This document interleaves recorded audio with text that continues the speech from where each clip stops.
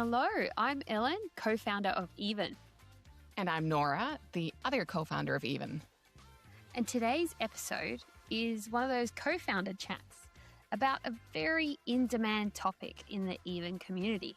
And it's the topic of promotion. So promotion's one of those questions and topics and areas of interest that we hear about a lot. So today we're going to take an honest look at whether you're ready for a promotion. And then we're going to cover how to talk to your boss about that next step. We're going to give you an easy to follow structure for promotion discussions. And we're going to talk about what to do if the conversation doesn't go as well as you'd hope. Like everything on Even, this is a super practical conversation. Hope you enjoy it. And if you do find it valuable, give our podcast a 5-star rating.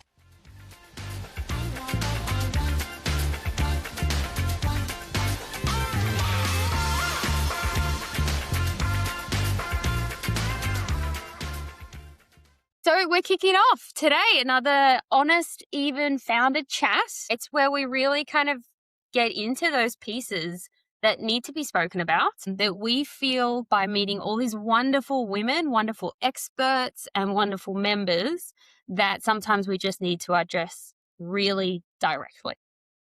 And so today is all about promotions, that next progress and some of the things we see.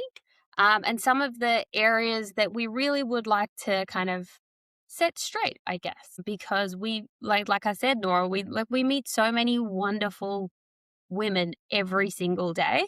And if there's anything we can ever provide, like better strategies or insight that kind of cuts through some of the noise, cuts through some of the complexity, that's what we want to do. Amazing. And we've both had our own fair share of examples of stepping up, taking on promotions. Sometimes the conversations we had leading up to promotions were great conversations. I think there's also been some failure moments, so we can definitely share some of our own experiences today as well. Absolutely. Absolutely. So what about the whole question of, well, am I ready? Am I ready? I'm ready. Am I ready for a promotion? Like, how many times have I heard that question? Like, I think I've asked myself that question earlier in my career, but like, am I ready? I'm working like super hard, I think that's what people will say. Am I ready? Do I know? Or maybe they think they're ready, but they don't know how to approach it. Well, that's a good one. But am I ready? My immediate thought on am I ready is ready for what? Because I think we can talk about promotion in a very linear sense, but actually there's so many aspects to promotions or stepping up or stepping sideways. So the first thing I would say when you have that question of am I ready, what are you getting ready for? And what do you want? Why do you want it? So I would, in a conversation like that, I would ask, what is it that you're getting ready for? So are you getting ready for leading people? And does that motivate you? Am I getting ready for, is it a, broader responsibility, broader remit that I'm getting ready for? Is it a title? Is it salary? These are not necessarily all in the one package. And I think you have to be clear on what is it out of these different things. And there may be many, many more that you actually want. Thoughts? Yeah. It's the thing is that I think there are all these things you can also do, right? So you can definitely get that clarity, but do you have to have the perfect definition of what you want? Do you have to have that 5-year plan? Definitely not. It's not a 5-year plan, but I think, there used to be this linear progression. And I think now, for example, if what really matters to you is a sense of you're advancing, maybe you're becoming more of an expert, maybe your salary increases, but you don't actually love looking after other people or dealing with people problems. Well, then, am I ready for stepping up? It probably is more of a technical step up into an expertise path rather than a people leadership path. So that's what I'm saying is am I ready? It doesn't need to be a 5-year plan, but it needs to be what are you getting ready for and why? And often also, we talk about this quite a bit, right? Like the external factors versus internally what you want. So mimetic desires. Actually, I think this is something that you've brought to Even, Ellen. Yeah. Do you want it? Do you, with all the versions of success that you have seen, are any of them your version of success?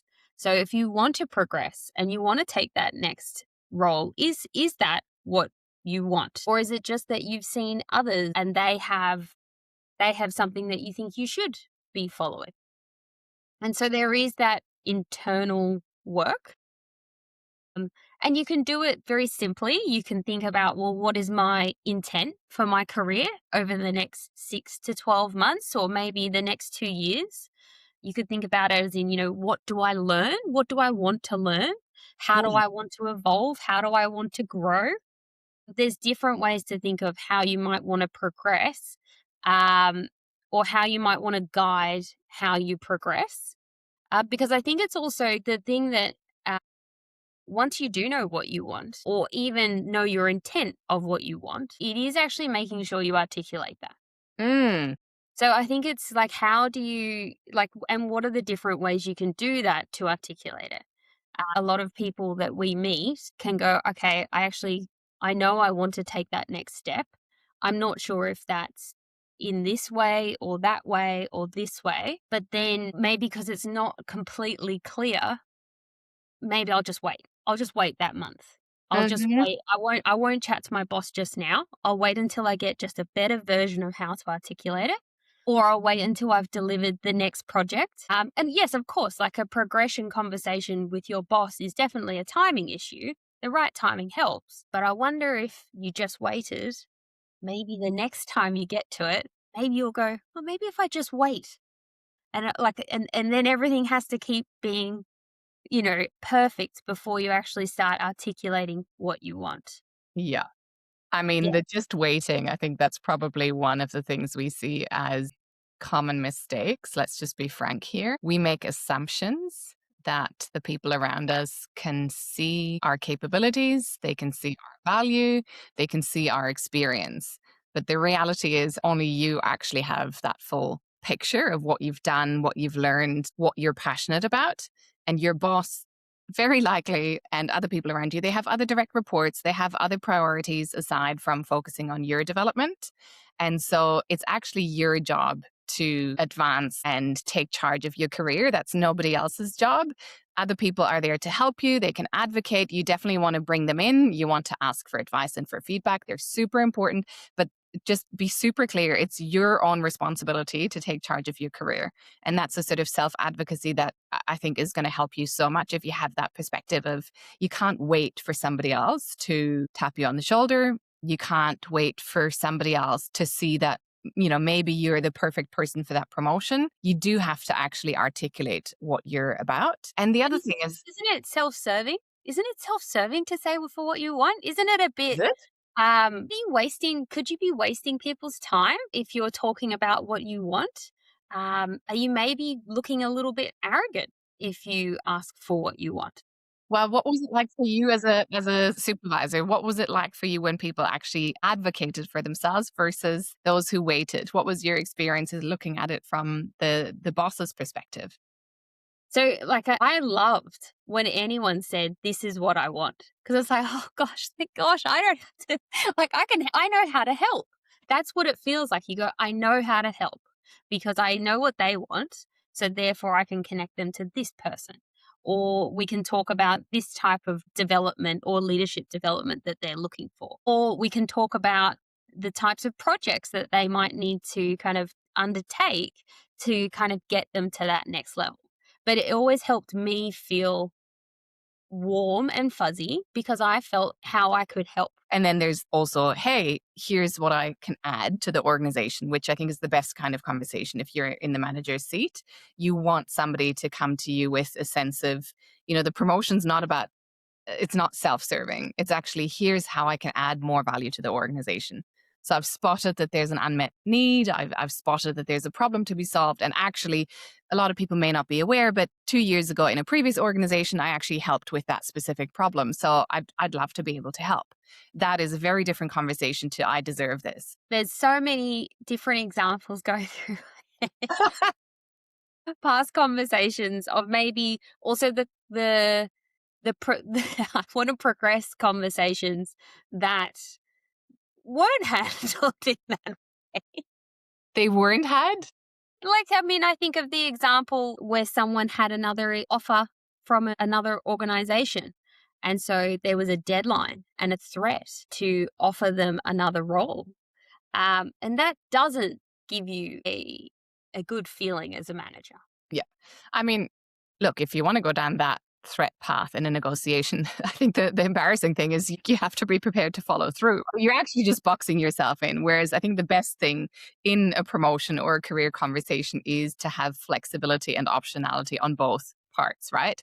And so also that's why earlier why we talked about what do you actually want. So for example, if it's just not possible for you to progress right now, so if your organization is one where you have to wait for a vacancy, or if it's one where promotion decisions are made at a specific time of year and it's just not that time of year, I think it's then great to know actually what's really important to me is learning and growth right now. And there's a specific area that I don't know much about, but I know that it would help me to get to the next career step. So I'm very, technical in this area, but I need to broaden perhaps in a finance area or in something else. And I think that's the kind of conversation where you can actually go, I'm preparing myself for a longer term career here. And for the organization, they can go, yeah, I can help you to advance, I can help you to develop, but I cannot offer you this specific role right now. And I think that's a much better way to think about it is what are the different options that you've got on the table? I think in those kind of situations as well, where the organization might not have something right now, I think the way it also helps in that situation is to go, well, how long am I happy to wait? Mm. Promotions can take 6, 12, 18 months. And it's understanding how long you're happy to wait. So if you're only happy to wait 6 months, then that's your boundary. If you're happy to wait that 18 months and learn and evolve along the way because you're getting those good projects, that could work out well too. Yeah. I think to add to that, then it's really important to have the conversations about what you can offer inside your organization, have those with your direct manager so that they're aware. But also, and I think definitely keep your manager in the loop, but build your relationships across, especially if it's a large organization, because you may not want to wait for that opportunity that may or may not happen in your direct division. So it's actually a really good idea to build relationships with other people in a larger organization and tell them about what you What can you offer. want. Yeah. Yeah. What you want, what you can offer, the skills you have, building relationships with the team. So you could be a kind of a natural fit. And then outside of the organization as well, because as you said, if you do have that boundary and if you know about yourself that you want to progress fast and if it's not possible in an organization, you do need to look externally. But same thing, if other people already are aware of who you are, what you can offer, what you want, it just makes that step up much quicker. It makes it so much easier for people to help. Absolutely. Do you think we've convinced people to have the conversation if they know what they want? Well, let's talk about that conversation in a bit more detail because I do think it can be awkward and I think there's a few questions we can leave our listeners with that you can ask your boss, you can ask people around you to make it a bit easier and a bit less threatening. Yeah. So how would you start? Well, the first thing I would do is, do you already have a regular rhythm of development conversations with your boss? In some organizations, there's a pretty prescribed rhythm of performance and development and goal setting conversations.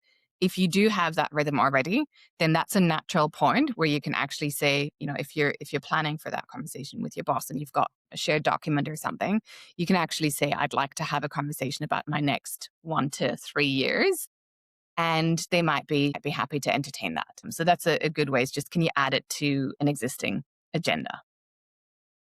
Now, if that's not the case, and there are other organizations that we speak with and people who in those organizations who actually don't have a culture of regular development conversations, then I would say recruit your boss to become your advisor.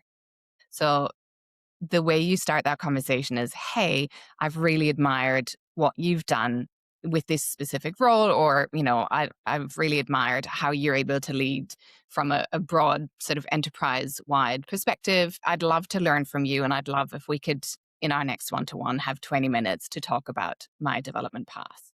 Hmm. Something like that. So you're really anchoring it as a learning conversation and you're asking to benefit from their expertise, which most people are going to be, quite flattered by that. And they're going to want to help when you phrase it in that way. I think they're two really, really good ways to start the conversation and to plan. So you're going to help people with the kind of conversation that they want to have and that they're going to be prepared for as well. And so that they can know what kind of conversation they're coming into. But then that conversation will come up. Yes. And I'm like, okay, right, this is great. I'm really interested to hear. So what would you like to discuss? So I think, again, this depends on your relationship with your manager and how specific you want to get. But maybe let's start reasonably safe. And you say, I want to actually share with you my current view of my capabilities. I want to share where I think I've got some learning. And then I want to share with you what I'm thinking about as my career path. So there are kind of three broad areas. And then you're going to ask for feedback on each of those. So you want your boss's view of your current capabilities. So what do you currently see as key strengths that the organization values? So that's a bit of feedback on capabilities. And then you should also flip it to get a sense of whether they see you as promotion ready. So you should flip it by asking something like, what are some key capabilities that I would need to demonstrate in order for the organization to trust me with a broader remit? Or, and again, this is why we're giving you options in this conversation. If you feel like your style is more direct and you have a relationship with your manager where you can ask, what does the organization currently doesn't see in me? Or what does it not, where does it have concerns about my ability to step up into that next level?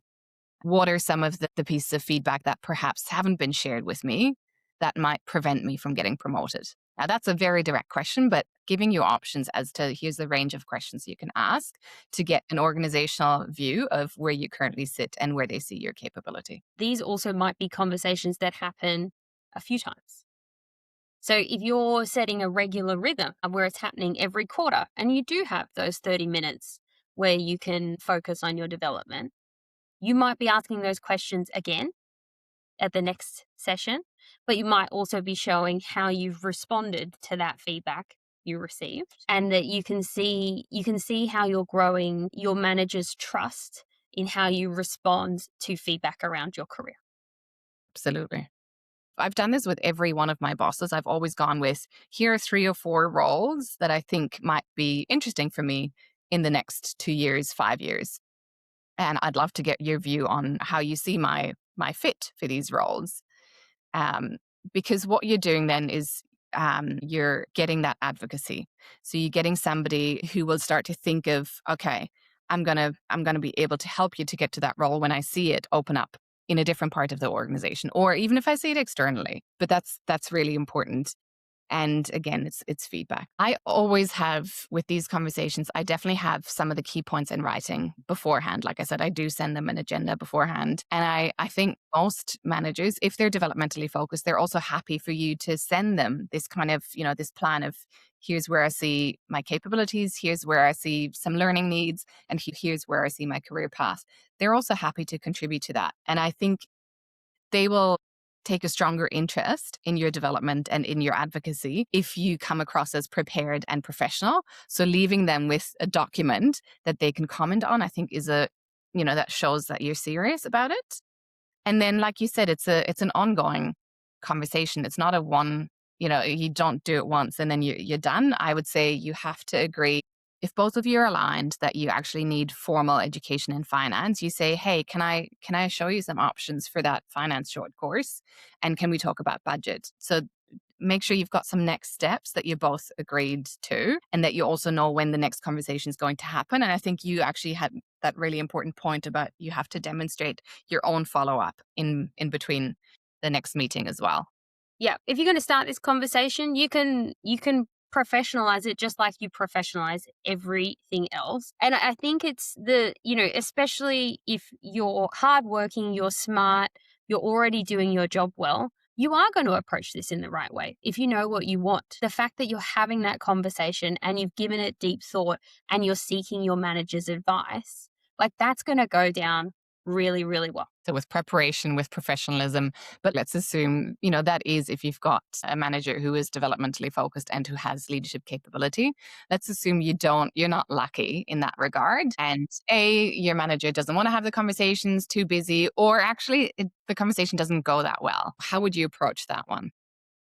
Yeah, I mean, that's tough, right? Or the typical one will be, hey, can we have this conversation? And it's in the diary, and then it just gets delayed and delayed and delayed, and then it gets forgotten about. What do you do, right? I mean, yes, of course, they're showing that they're not prioritizing your career development.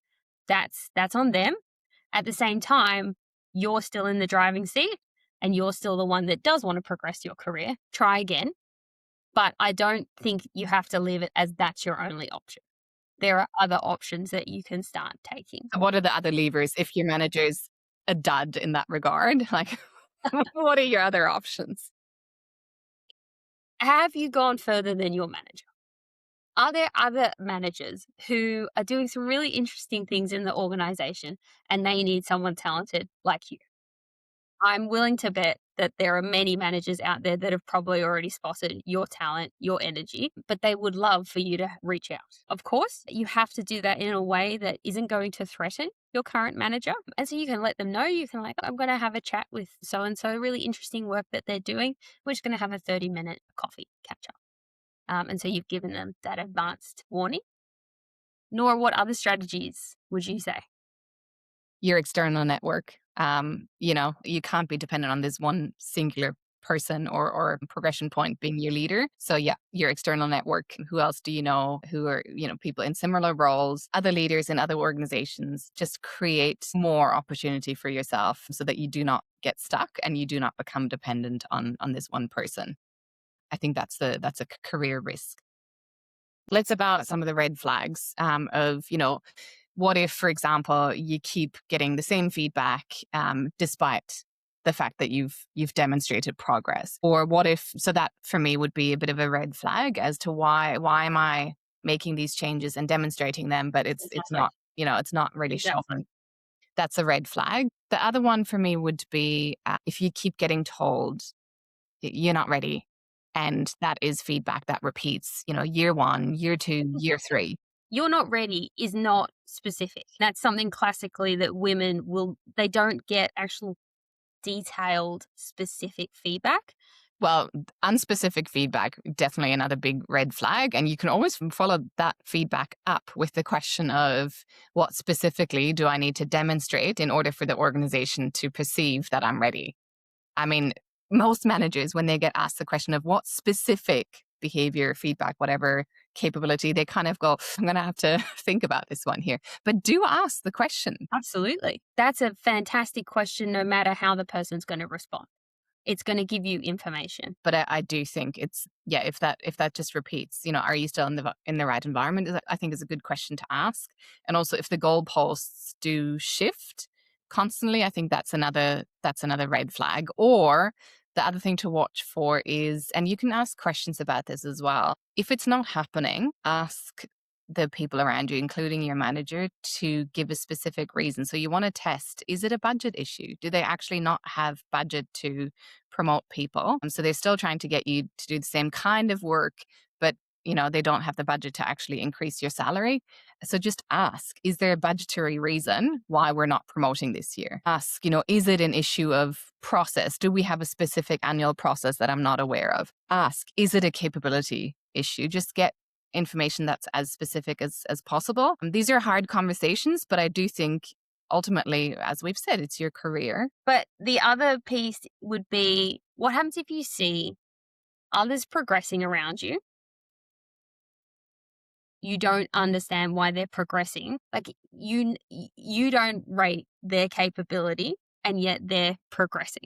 Well, why haven't I progressed? I do work a lot better than them. I've been doing this for X amount of years.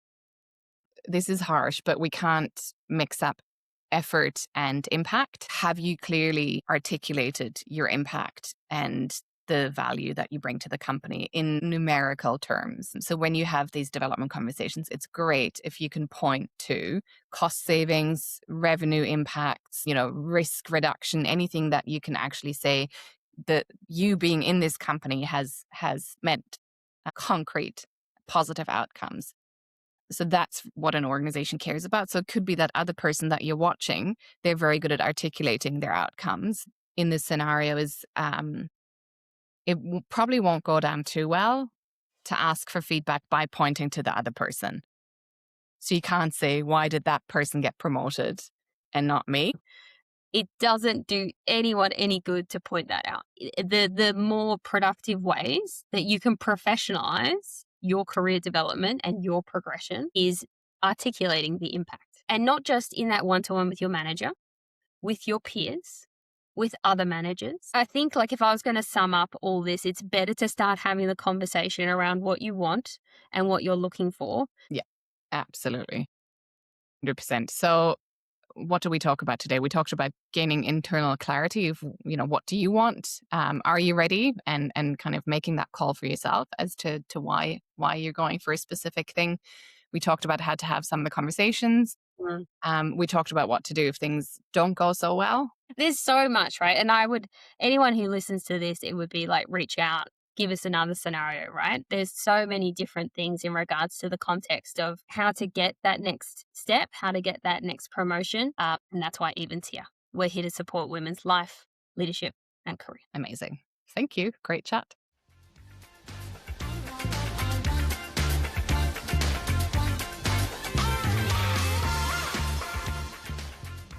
Thanks for tuning in for another episode of the Get Even podcast. If you want to know more about Even, the place for women's careers, and maybe to become an Even member, go to even-careers.com to sign up and find out more. We can't wait to see you in the community.